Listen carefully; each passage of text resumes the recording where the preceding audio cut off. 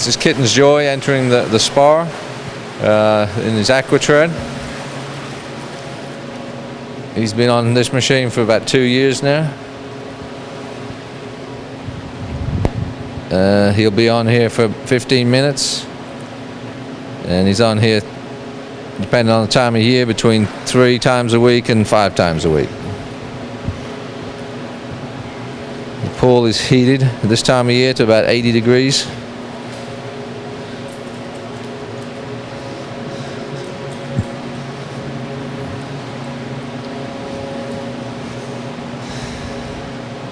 This is an excellent low impact way of keeping a stallion fit. The horses really like the spa a great deal. They sometimes the first timers who haven't seen it before, they're a little nervous about it, but we just let them watch somebody else go through, and after they see 1 or 2 come through and see that they didn't get hurt or nothing happened to them, they go through and go for it just like everybody else. They really seem to like the spa a lot.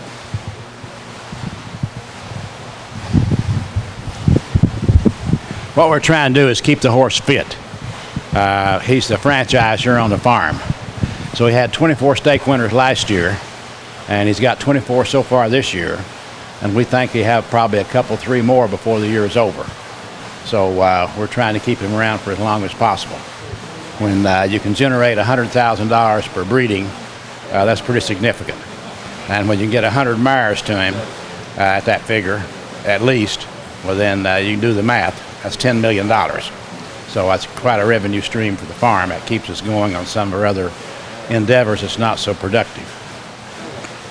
So something you enjoy doing, it's not work. Like this morning, I did read the paper, but I also checked on the entries up at Churchill Downs. We're entering horses up there. I'm in a red-hot contest with a couple more people to be the leading owner. And we're going in today tied. So I've got to make sure I've got my my guns loaded for the last 4 days of the meet. So we're trying to enter some horses we think can win us the owner's title for the 25th time. So we enjoy winning and we enjoy the competition. If you don't have competitors, you know, it's real hard on trying to keep up with you. It's not as much fun. So it inspires you when you got somebody pushing you a little bit. You see in the winner's circle a lot. Well, I try to get in a lot. We're planning on going down, and we're flying out here on December the 5th to the Claiming Crown down for opening day at Gulfstream. We won 4 Claiming Crown races the year before last and only 3 this year.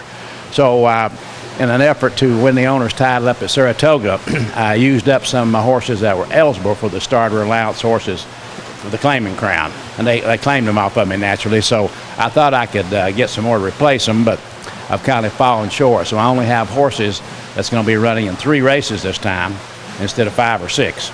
So, but anyway, I truly think we'll probably win 1 at least to try to keep our name on the list down there. We've won more than anybody else so far, so we try to keep the ball rolling. Yeah, keep the record going. We got the momentum. We just have to sustain it.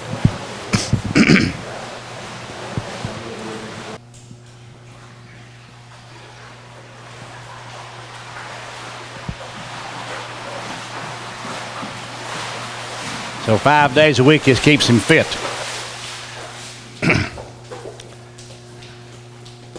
Looks pretty trim, doesn't he? Beautiful.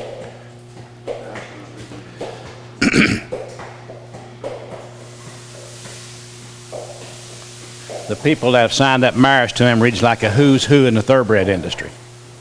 We've got, I guess we can start off with the fellow that bought the most last year, Sheikh Mohammed and his brother. They bred, 12 mares to him or 13 in the end? Between Shadwell and Darley, about 13, I think. About 13 mares. Then they bought, 5 or 6 out here at the sale, yearlings? Yes. And they've already gone to England to race next year? Yes, they're already So when you get the Mattoon family behind you, that's pretty good people supporting the horse, both at the sales and in the breeding shed. So they've also signed up for some more this coming year, and we're trading out seasons. In other words, they've got some primetime stallions also, so it's nice to use what we call soft money and just trade seasons rather than have to come up with the hard cash. So the Aga Khan bred a horse to him, and I'm not going to list a whole list of names, but it's really a who's who of racing that's bred to him. So we got a lot of nice babies in the pipeline, and the future looks very bright for Kitten's Joy. I expect he was #1 on the general sire list last year, and had the most winners and the most stake winners.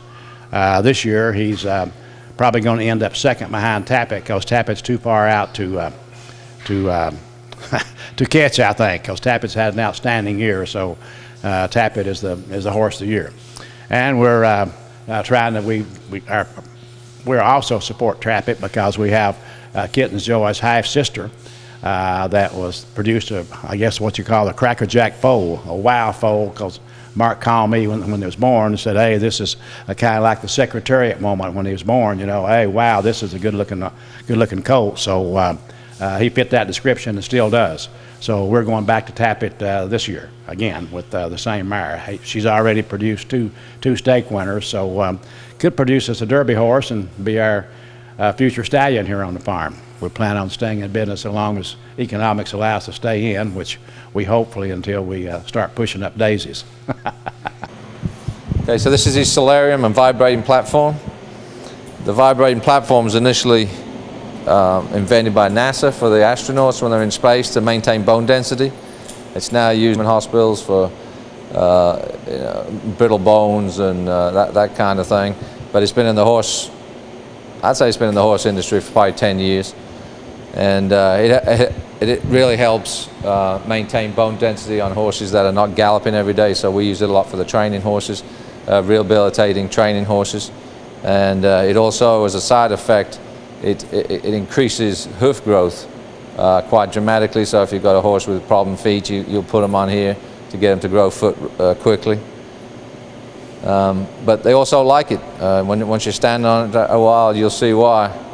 It makes you feel good, and you can get quite a workout with it. Some gyms use it for toning. You can stand on it with weights, and you can get quite a workout with it, and it will make you sore. I can vouch for that. And then those heat lamps. This whole setup came from Holland. It's all built in Holland. It's supposed to be the best one in the world. And this is the only one that I know of that's actually recessed into the ground. So the horse is not, usually it's a platform and the horses stand onto it. And I didn't want that, so this is actually recessed into the ground, which is, as far as I know, it was the only one when we did this 2 years ago, and as far as I know, it's still the only one. And the heat lamps are deep tissue. Heat lamps are not just for drying off, they're for penetrating deep into the muscles, for healing and recovery after workouts. So as you can see, he quite enjoys it. This is used to treat osteoporosis in women. In other words, it does increase bone density in human beings as well as it does horses. So they have it at Johns Hopkins University, they have it at Baylor University, they have one at Presbyterian Medical Center in New York, they have the Mayo Clinic in Rochester, Minnesota. So this is used in a lot of places for women.